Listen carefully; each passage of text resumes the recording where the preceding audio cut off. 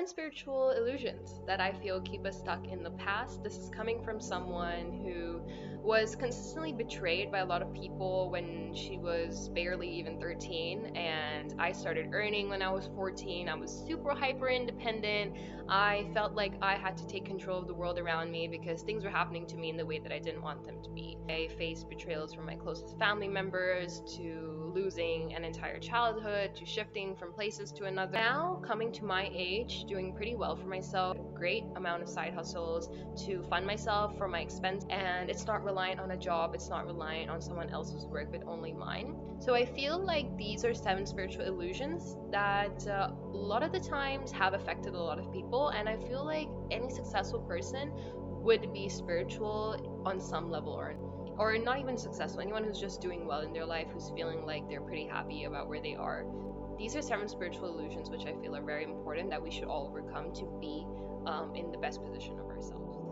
The first and foremost, most important illusion I would say is the illusion of identity. The reason why I'm saying that this is the most important is because we identify ourselves. We love to create these type of beliefs. We love to create these type of understandings. Like from the moment you're born, you're given a name, you're given a nationality, you're given a religion, you're given a country, you're given a history, and you love to identify yourself to these things. You're told who you are and you just accept it without question, But when I tell anyone who's maybe beginning on their spiritual, not even spiritual journey, just someone who is beginning to become aware about themselves, there's a truth about this. You are not your name.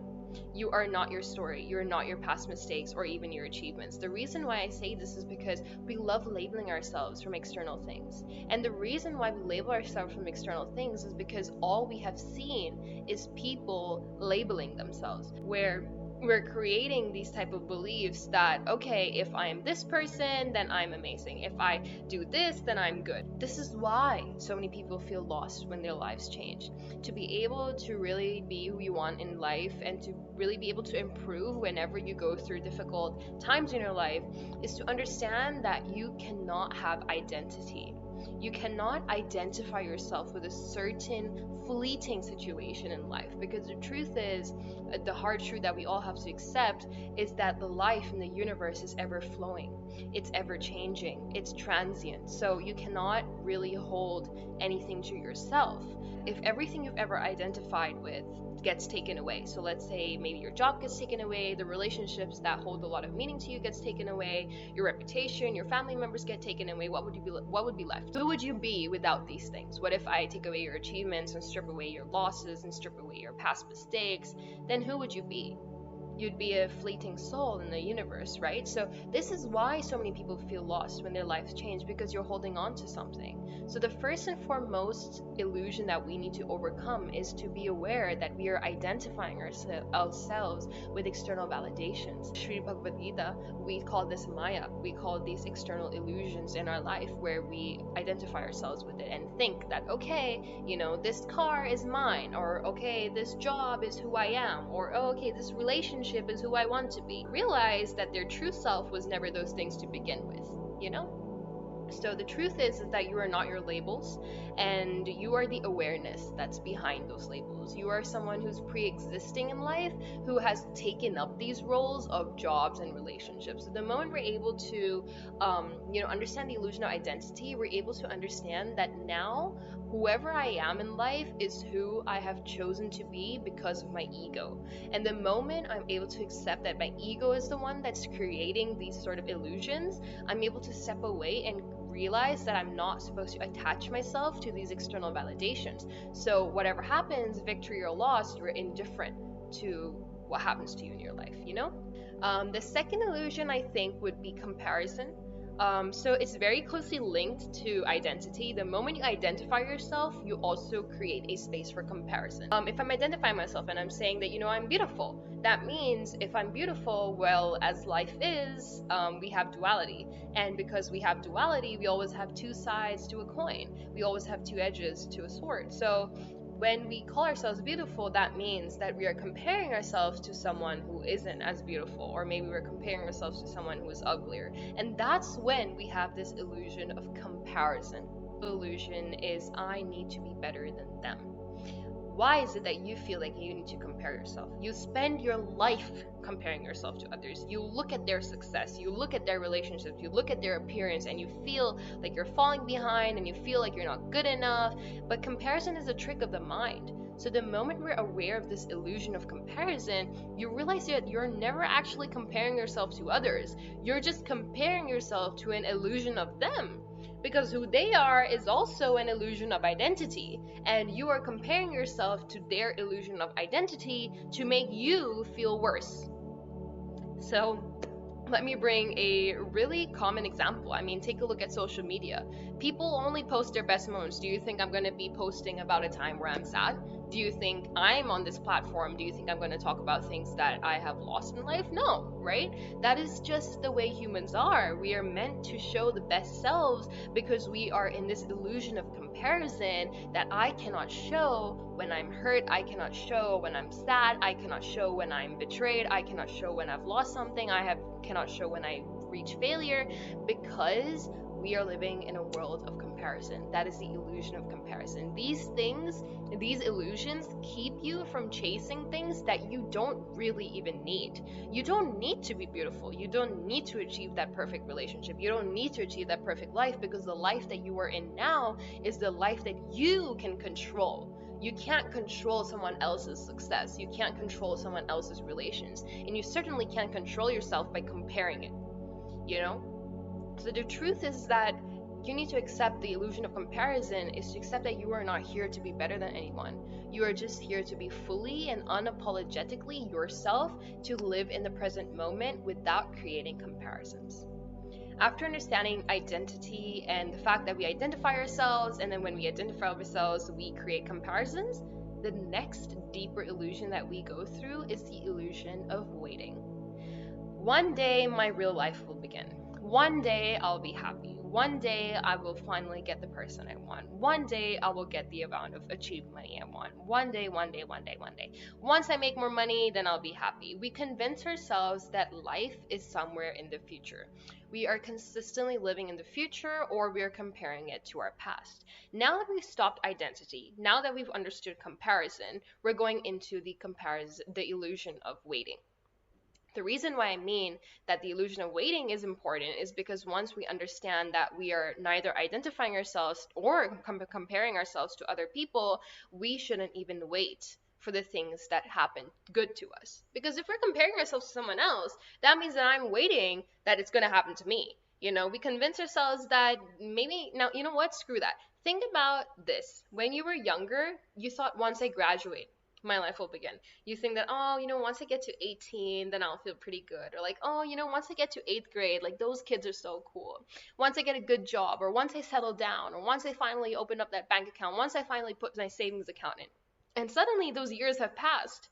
Suddenly you realize that you were always chasing, you were never really living. You were never really living in the present moment. And that's one of the illusions that we live in our life. We're consistently waiting for the right moment. That's why people wake up at 60 or 50 and say that, where did my life go?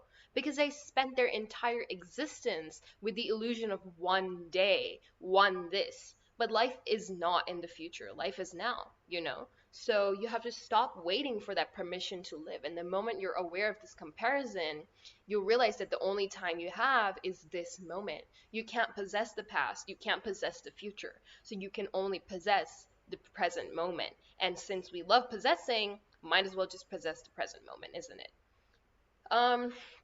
Now, after waiting, after understanding identity and comparison, and then waiting for a good chance or a good comparison to happen, the next thing that we suffer is the illusion of permanence.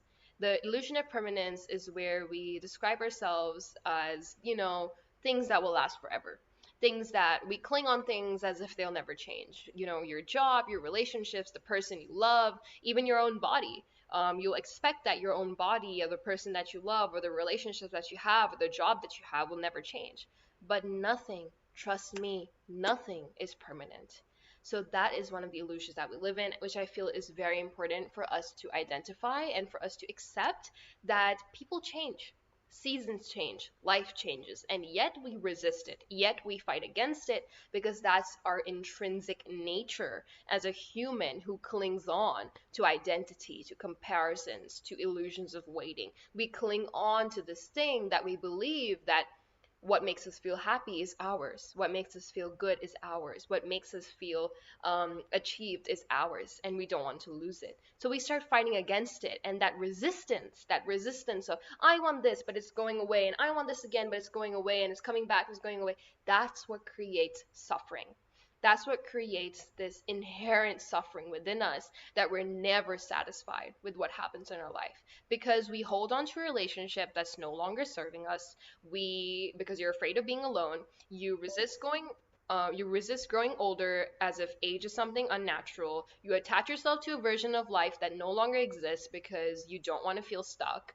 And you realize eventually that everything's temporary and that it's not something to fear. It's nothing to fear that things won't last in life, because the truth is that it's something to embrace. The moment you can embrace that illusion of permanence and the fact that we're living in a life where things are transient and things have to change, we'll start to be okay with failures and losses. We'll start to be able to understand that what goes in life will always come back if it's meant for us. So when you live with this understanding that whatever happens to me in life is happening for an inherent growth, it's happening for a bigger reason, you'll be able to accept situations around you. You'll be able to go through life in a better way. You'll be able to look at the positives and be grateful for what you have more than holding on to things that don't even deserve you. So once you accept that everything is impermanent, you stop fearing change. You allow it. And when you stop fearing change, you in fact become free, because the truth is nothing lasts forever. So you need to let go and flow with life. I'm going to stop here. I'm going to continue illusion 5, 6, and 7 in the next video because I feel like it's becoming too long. It's 12 minutes. Ah! So I think I'm gonna go on with the next 3 illusions next video, but I think these are 4 important very illusions. So I'm just gonna make a quick wrap. You need to understand that the illusion of identity is what you create and what you think yourself to be. That I am my name, I am smarter, I am better, I am taller, I'm prettier, I am uglier, I'm skinnier, I'm more muscled up than someone else. That is all labels that you create yourself. And once you start creating those labels and create that space, you go into the second illusion, which is the second illusion of comparison. Once you accept that I label myself, you'll start comparing yourself to others. And once you start comparing yourself, you're going to start waiting for the right time that is going to happen to you. So that's the third illusion. And then the fourth illusion is once you wait, you'll believe that, okay, now that it's finally happened to me, I'm going to hold on to it. So that's the illusion of permanence.